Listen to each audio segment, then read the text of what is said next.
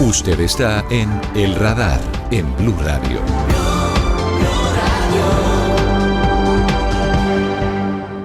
Hoy estamos intentando analizar aquí en Blue Radio, en El Radar, lo que está ocurriendo con las altas temperaturas, con la sequía, con el contexto del fenómeno del Niño y con los incendios forestales, por supuesto con la sequía que hay en algunos municipios también, pero fundamentalmente hoy la crisis que afronta gran parte de los municipios en zonas en riesgo es por los incendios. 900 municipios en riesgo de incendios forestales, según reportó el IDEAM en las últimas horas.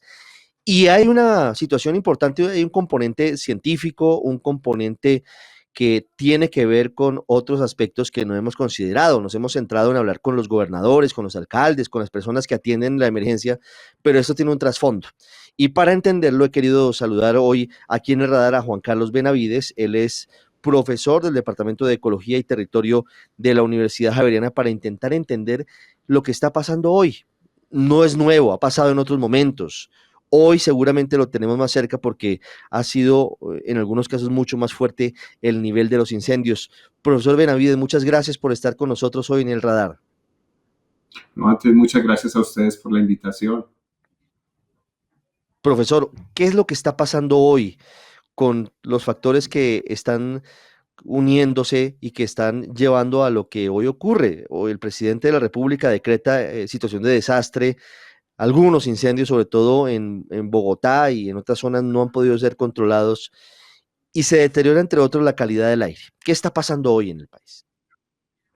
No, pues hoy son las consecuencias de una combinación de factores que no son tan positivos para nuestra sociedad. Y uno es el cambio climático, obviamente, que incrementa las temperaturas y afecta los patrones de clima, como vimos sobre todo durante algunos segmentos del año pasado, sobre todo en el hemisferio norte, donde hubo esos veranos con tantas temperaturas. Y ahora tenemos una condición particular en nuestro país, que es una anomalía que es estacional, que es el fenómeno del Niño. Y aunque generalmente uno puede tener un niño fuerte que produzca un evento de sequía en nuestro país, como lo hemos tenido en el 2010, que fue pues como una niña, luego tuvimos un niño fuerte en el 2015, ahora tenemos un niño fuerte que de cierta manera está correlacionado con esos procesos de cambio climático, de aumento de la temperatura y en esta situación particular de reducción de las precipitaciones. Y eso es de las grandes contingencias que tenemos. Y es como la combinación de todas las cosas que nos podían salir mal, nos salieron mal en esta temporada. Entonces, sí, esas cosas han sido unos desafíos particulares para nuestra sociedad, todas articuladas y retroalimentadas en parte por la manera en la cual hemos enfrentado el cambio climático los humanos. Sí, quisiera detenerme en ese punto, profesor, para que usted nos explique eso. Todo lo que podría haber salido mal, salió mal. En detalle, ¿qué no nos ha favorecido en esa temporada?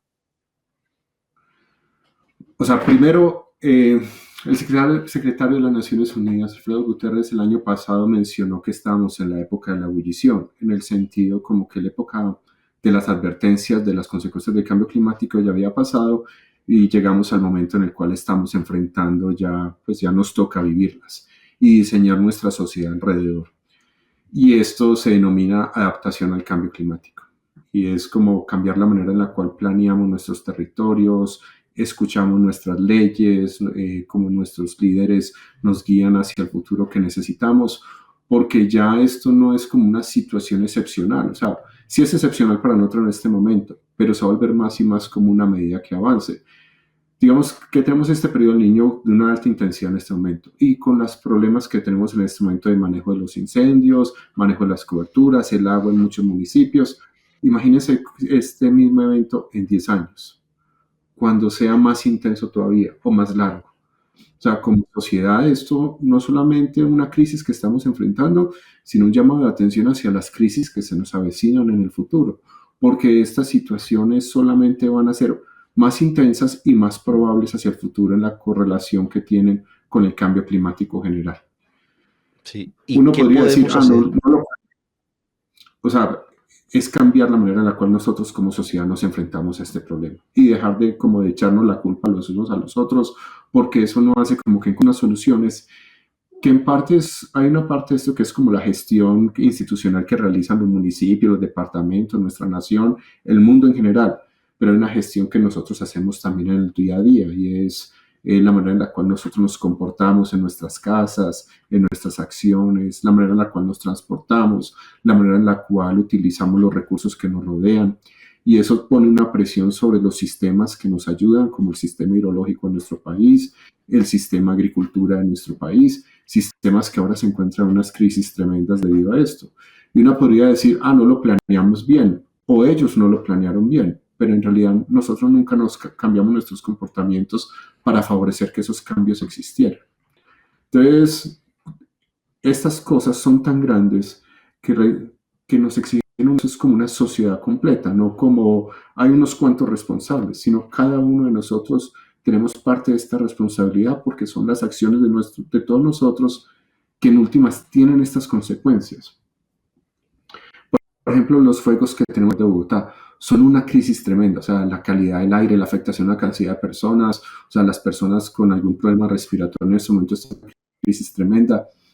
¿Nos hubiéramos podido anticipar a esto? De cierta manera sí, pero esta es una planeación que hubiera llevado 10 o 20 años y es cambiar las coberturas que se encuentran, sembrar otras especies de árboles. Pero si alguno de ustedes ha tenido sus materas en la casa, saben que un árbol no crece en 6 meses. O sea, ni siquiera un ciclo de elecciones de 4 años le permite a usted gestionar un árbol porque un árbol de 4 años es un arbolito minúsculo. O sea, Profesor, pero mire, ese tema me parece fundamental porque va más allá de lo que siempre lamentablemente termina concentrando la atención, va más allá de la pelea política. Esto no tiene que ver con política. En los cerros orientales de Bogotá, por ejemplo, yo no sé, profesor, si podemos hablar un poquito más sobre la proliferación de, entre otros, el retamo espinoso, que es una maleza que prende muy rápido, que no es nativa de los cerros y que fue puesta allí o llegó allí como maleza, no se ha retirado y ha sido seguramente una de las causas, uno de los combustibles de los incendios. Y no se ha tenido un plan de reforestación de largo plazo, de largo aliento, para minimizar un riesgo frente a posibles incendios forestales. Tiene toda la razón. Y uno pensaría, las instituciones a cargo han hecho muy poquito. Pero si usted se fija la magnitud de los contratos y los esfuerzos que ha hecho el acueducto para remover el retamo de sus predios, o sea, es una cantidad de plata que uno pensaría, o sea, esta plata mejor en una escuela. O sea, son miles de millones de pesos que se ha invertido. El problema del retamo es un problema que nos sobrepasó de cierta manera porque ya está presente en muchas áreas y priorizar sobre cuáles áreas debemos invertir para removerlo es un aspecto estratégico. Sin embargo, hay otras medidas que son más como de la misma ecología de los ambientes que nos rodean, que uno lo puede utilizar para combatir el retamo. Por ejemplo, al retamo no le gusta la sombra. Entonces, si tuviéramos un sistema de propagación y recuperación de estas áreas en las cuales sembráramos árboles nativos que den sombra, protegiéndolo en sus primeros años del retamo, en 10 años no tendríamos retamo porque la sombra sacaría el retamo.